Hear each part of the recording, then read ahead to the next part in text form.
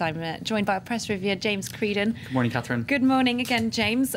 So, looking at the world's papers, where do we start today? Well, I said we'd start in Italy, seeing as it's big news in France this morning that Sarkozy and Berlusconi are to meet to discuss the Schengen Agreement. That's the freedom of movement of people in Europe. This is, of course, on the table because of Tunisians who have been coming into France from Italy, or not coming into France from Italy, as the case may be. But there's a big row about immigration in Europe. Absolutely. It's a big issue at the moment. So La Repubblica has decided to compare Lampedusa, which is an island off the coast of Sicily, which has seen hundreds and thousands of Tunisians, Libyans and others pouring onto it to try to gain access to Europe. Now, they're comparing Lampedusa to Ellis Island in New York. Right, where immigrants arrive in the United States. Exactly, and in particular 5 to 6 million Italians poured in there between 1800 and 1924.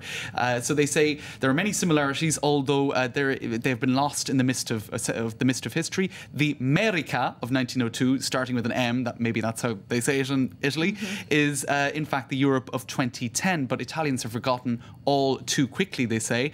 The past and the present, both stories are identical in tone.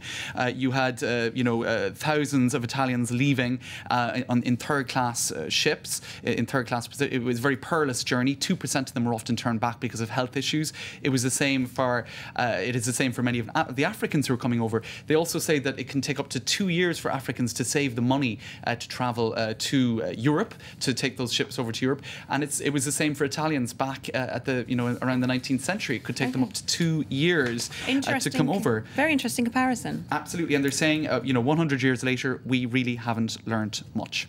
Oh, that's rather depressing news. Right. Moving swiftly on. Yes, well, there's a cartoon in La Stampa as well, which is, I suppose, more factual, more based on what the news of Sarkozy and Berlusconi meeting up. And you can see a sort of a border being drawn between the two of them, I suppose, referring to the borders in Europe perhaps being reinstated to a certain extent. Nice symbolism there, very interesting. Okay, so moving on to something, it's entirely different. This is on Chernobyl. It's in the Times 2 supplement. Would you live in a nuclear exclusion zone? That's the question that Tom Whipple is asking. He visits the town of Teremzy, which is the nearest big town is Chernobyl. Now, about 30 people still live there.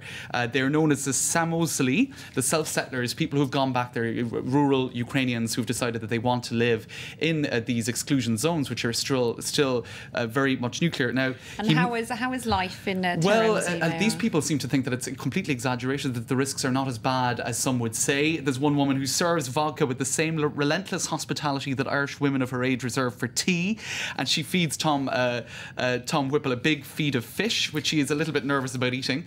But apparently there are some reports which say that perhaps the radiation has been overstated and that life isn't as perilous as some might say in these exclusion zones. So an interesting report there. No wonder she feels fine with all that vodka. That's all I can say about that. Exactly, drowning out the fish, perhaps.